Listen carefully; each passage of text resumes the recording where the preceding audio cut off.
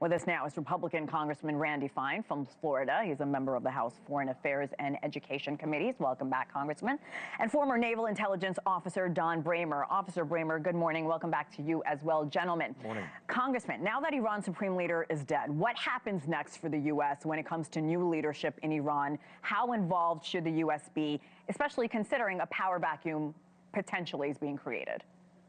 Well, thanks for having me. Look, our goal is that we end up with a leader that says friend to America, not death to America. And we need to trust the Iranian people, who I believe in their DNA have a desire for Western values and freedom, to bring that person to the fore. I know that a lot of work was done in advance before this operation happened to figure out who might rise to the forefront and who might become those new leaders. And so we're not going into this blind. I think President Trump needs to continue to create the framework where that can happen by continuing to take out these military sites and making clear, if the kinds of slaughter that happened a couple of weeks ago happen now, that there will be hell to pay. And when it comes to that slaughter, there are numbers that 40,000 Iranians were killed during that. Officer Bramer, from a U.S. military perspective, what role should the U.S. play in what happens next when it comes to Iran and its leadership? Well, I think the big thing we need to look forward to is that to let the Iranian people know that we are here to support them. But we also have to protect the United States and United States interests. So if there's retaliation, we will strike back. And as the president said, we will strike back hard. But understand, Iranian people, we're here to support your country. We want this to be a peaceful transition. But the people of Iran need to understand that if you do want to take your country back, now is the opportunity. And you won't be mowed down. You won't be slaughtered as you were before. But here's your chance that you haven't had in 47 years. Officer, let me stay with you for a second. The president is warning Iran to not retaliate further against the U.S. and Israel, or again, quote, hit with a force that has never been seen before. We know the Pentagon built up the largest force in the Middle East in decades in advance of the strike. How prepared is our military in the region right now for Iran's retaliation? And I'm not only just asking about their military might, but also the proxies and the terrorist militia that could be unleashed here. How vulnerable are our American bases? Well, I think, it's a really good thing that you bring this up because, for the past several years, Iran has funded billions and billions of dollars to these proxies. Well, right now, they are completely just as destabilized as Iran is because you take out that control element, you take out that funding, and things turn into chaos.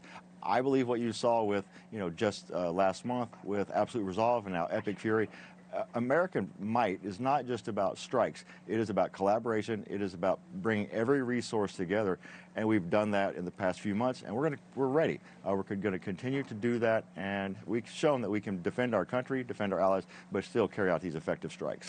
Congressman, the president promised no new wars under his administration. He wanted to be the peace president. We've heard from him touting several peace deals he has reached since taking office. There have been a lot of foreign policy successes with this administration.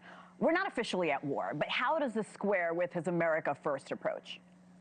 Well, this isn't a new war. This is a war that has gone on for 47 years, since these people took our people hostage, since they killed hundreds of our soldiers in Beirut, as they killed thousands of our soldiers when we were in Afghanistan and Iraq, as they attacked Americans, 700,000 of whom live in Israel. So this is not a new war. What President Trump is trying to do is end an old war. And I think this will transform the world. Imagine a world without an Iran screaming death to America. It is a peaceful Middle East. It is a prosperous Iran for the Iranians, and it is a more peaceful world. So this is absolutely consistent with America First values. This will make America safer and stronger. Congressman, with that said, is this something Americans want? Most polling, granted, before these attacks less than 24 hours ago, they don't want to be involved in any more foreign conflicts. So what are your constituents telling you?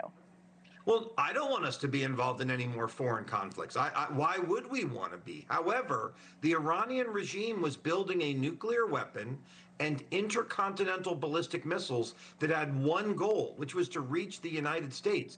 Iran has all the missiles they need to hit the Middle East. We're seeing that today. They have missiles today that can hit Europe. But the one place they couldn't hit with missiles is the United States because we're an ocean away. And we cannot afford to let a country like that get a nuclear weapon and missiles to hit us. So whether we want the foreign war or not, sometimes we have to do what is necessary, whether we like it or not. Officer Bramer, Trump said pinpoint bombing would continue throughout the week. In your experience, what does that typically look like? How long do you think this operation will last? Well, the length of this operation is up to the Iranians and their new regime as it comes in.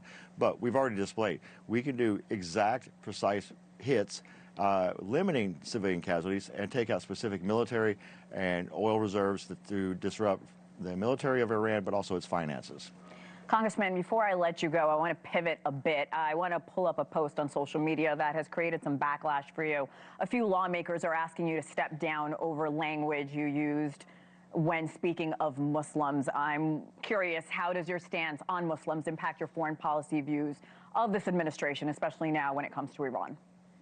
Well, I think we have to understand that mainstream Islam presents a fundamental threat to the United States. In my view, it is the radicals that don't want to kill us. And when you see people take to the streets, when you see a Muslim group at Columbia last night, Columbia University, call for the death to America, you have to accept the fact that we have a real risk in this country from many in the Muslim community. Not all Muslims are terrorists, No. but many are. And that is something that we have to accept as a society. So you're saying many mainstream Muslims are terrorists? I believe that when you look at the polling that shows the percentage of Muslims in America that want Sharia law, that support the Quran, that support the Ayatollah in Iran, you have to say that is the mainstream, not the radical. Not all Muslims want to kill us, but none either. And I think that is something that we have to acknowledge as a culture and as a society. Congressman Randy Fine, former Naval Intelligence Officer Don Bramer, really appreciate both of you coming on, gentlemen. Thank you again.